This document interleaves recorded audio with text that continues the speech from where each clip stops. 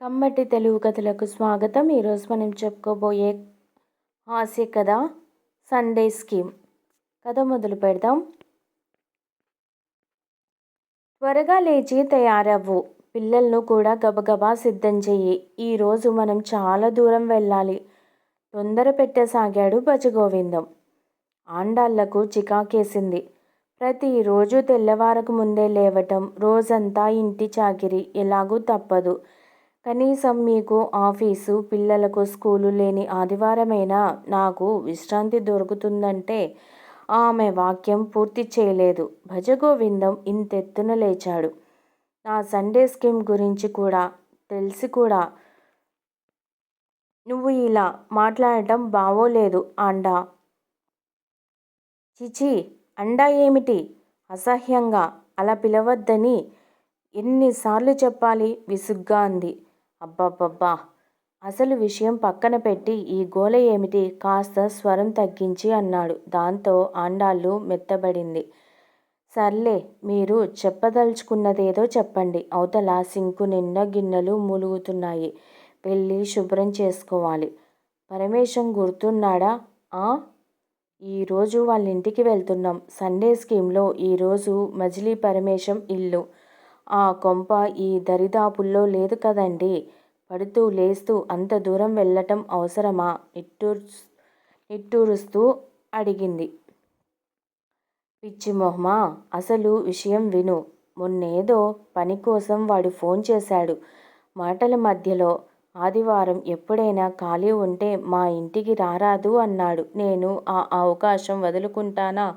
ఎప్పటిదాకానో ఎందుకు, వచ్చే వారమే మీ ఇంట్లో అడుగు పెడతా అని మాట ఇచ్చేశాను.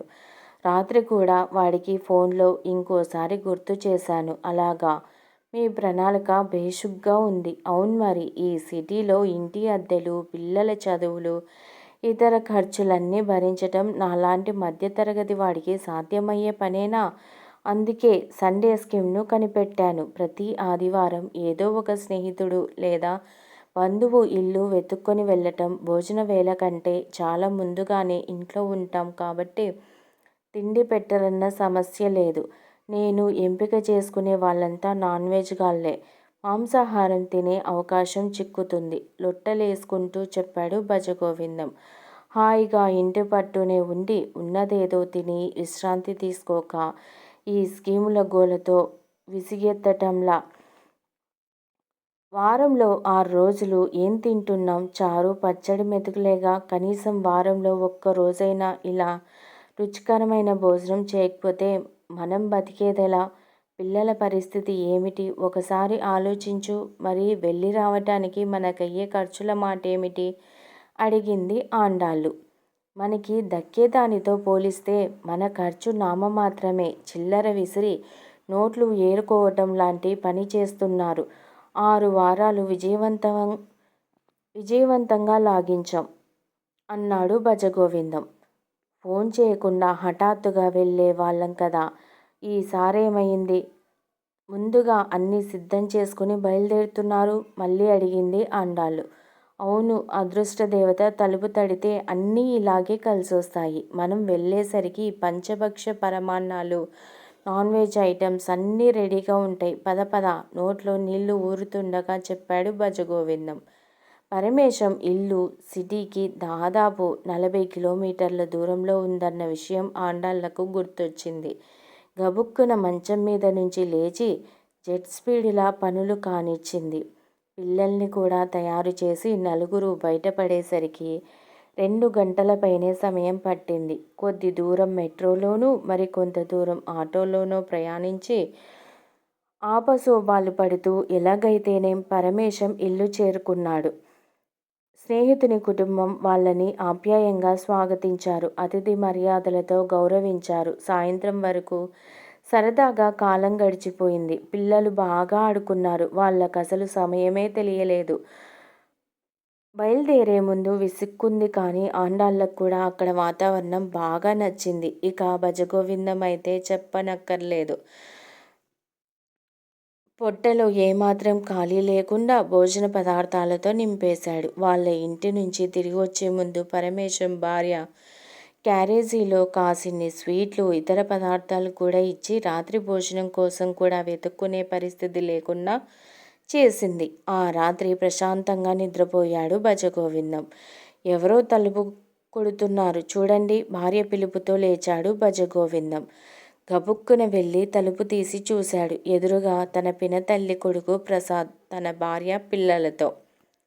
ఆ నలుగురిని చూడగానే భజగోవిందానికి ఒళ్ళు మండింది. ఆదివారం తెల్లవారక ముందే తగలబడ్డారు. ఇదేదో అపశకునంలా ఉంది. తన సండే స్కీమ్ను దెబ్బతీయటానికి వచ్చిన దుర్మార్గుల్లా వారిని భావించాడు.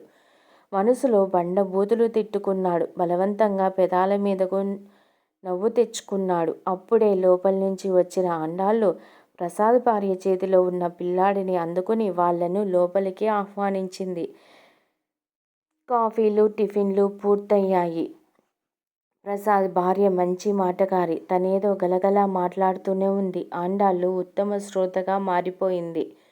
పిల్లలను సముదాయించే పనిలో ప్రసాద్ మునిగిపోయాడు. భజగోవిందానికి ముళ్ళ మీద కూర్చున్నట్టుగా ఉంది. ఇప్పుడు వచ్చిన వాళ్లకు భోజన ఏర్పాట్లు చేయాలి ఎలా అన్న ఆలోచనలో మునిగిపోయాడు. భజగోవిందం ప్రణాళికలు వేయటంలో దిట్ట.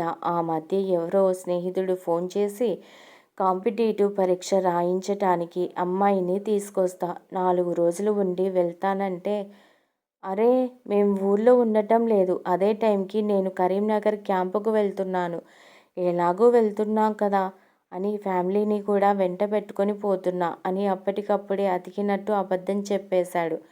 ఇప్పుడు వచ్చిన వాళ్లకు భోజన ఏర్పాట్లు చేయాలి ఎలా అన్న ఆలోచనలో భజగోవిందం ఉండగానే అనుకోని సంఘటన సంభవించింది. అతని ఆఫీస్లోనే పనిచేస్తున్న శ్రీను కుటుంబం హఠాత్తుగా ప్రత్యక్షమైంది. గోవిందం, ఇటువైపు పనుండి వచ్చాం, మళ్ళీ ఇంత దూరం రాలేం కదా, అందుకే మిమ్మల్ని కూడా చూసిపోదాం అనుకుని వచ్చాం అన్నాడు. భజగోవిందం కుటుంబంతో సహా వాళ్ళింటికి వెళ్ళినప్పుడు దాదాపు ఇవే మాటలు చెప్పాడు. ఉదయం టిఫిన్ దగ్గర నుంచి మధ్యాహ్న భోజనం, సాయంత్రం స్నాక్స్ అయ్యే వరకు వాళ్ళ ఇల్లు వదిలి రాలేదన్న విషయం గుర్తొచ్చింది. గొంతులో పచ్చి వెలక్కాయ పడింది. అక్కడే ఉన్న తన కజిన్ను పరిచయం చేశాడు భజగోవిందం. అందరూ కబుర్లలో పడ్డారు. మాటల్లో శ్రీను అన్నాడు, వంట చేయించి చెల్లెమ్మను ఏం బాధ పెడతావు, హాయిగా ఏ రెస్టారెంట్కో తీసుకెళ్ళు. బావార్చి వాళ్ళ కొత్త బ్రాంచ్ కొత్తగా ఇక్కడ ప్రారంభించారు, ట్రై చేస్తే బావుంటుందేమో అని ప్రతిపాదించాడు. ప్రసాద్ కూడా అదే మంచిది అని మద్దతు పలికాడు. భార్య వంక దీనంగా చూశాడు భజగోవిందం. ఆమె బీరువాలో బట్టల మడత కింద ఎప్పటినుంచో మూలుగుతున్న క్రెడిట్ కార్డు తెచ్చి అతని చేతిలో ఉంచింది. అందరూ కలిసి ఆటోల్లో రెస్టారెంట్ దగ్గరకు వచ్చారు. రోడ్డు దాటి రెస్టారెంట్లోకి అడుగు పెడుతున్న సమయంలో మరో సంఘటన చోటు చేసుకుంది. అటుగా స్కూటర్ పైన వెళ్తున్న కొలీగ్ శ్యామల భార్యాభర్తలిద్దరూ కనిపించారు. వాళ్ళని చూడగానే సీను ఆపి పలకరించాడు. మన భజగోవిందం ట్రీట్ ఇస్తున్నాడు, మీరిద్దరు కూడా జాయిన్ అయితే బావుంటుంది అన్నాడు. భజగోవిందం పల్లికిలించక తప్పలేదు. ఒకరి వెనగ్గా మరొకరు రెస్టారెంట్లోకి ప్రవేశించారు. అందరికీ ఒకే చోట టేబుళ్ళు దొరకలేదు. కుటుంబాల వారీగా ఎక్కడికక్కడ సర్దుకున్నారు. ఆ తర్వాత పిల్ల పెద్ద ఎవరికి కావాల్సింది వారు ఆర్డర్ ఇచ్చారు. భజగోవిందానికి ముద్ద గొంతు దిగటం లేదు. అతని ఇబ్బందిని ఆండాళ్ళు గమనిస్తూనే ఉంది. ఎవరు ఏం తిన్నారో, ఏ కూల్ డ్రింకులు తాగారో లెక్కలేదు. తృప్తిగా తేంచి విందు ఇచ్చిన భజగోవిందాన్ని అభినందించి అటు నుంచి అటే వెళ్ళిపోయారు. హోటల్ వాళ్ళిచ్చిన బిల్లు చూసిన భజగోవిందం కొన్ని నెలల పాటు ఆ భయంకరమైన అనుభవం నుంచి తేరుకోలేదు. ఎంతగా అంటే విజయవంతమైన తన సండే స్కీమ్ మర్చిపోయేటంతగా. ఇప్పుడు ఆండాళ్లకు ఆదివారం వీలైనంత విశ్రాంతి దొరుకుతోంది. బారెడు పొద్దెక్కాక లేచాక వంట వార్పు చేసుకుంటూ కాలక్షేపం చేస్తుంది. ఈ కథ మీకు నచ్చినట్లయితే ప్లీజ్ లైక్ చేయండి, షేర్ చేయండి. కమ్మటి తెలుగు కథల ఛానల్ను సబ్స్క్రైబ్ చేయండి. Thank you very much.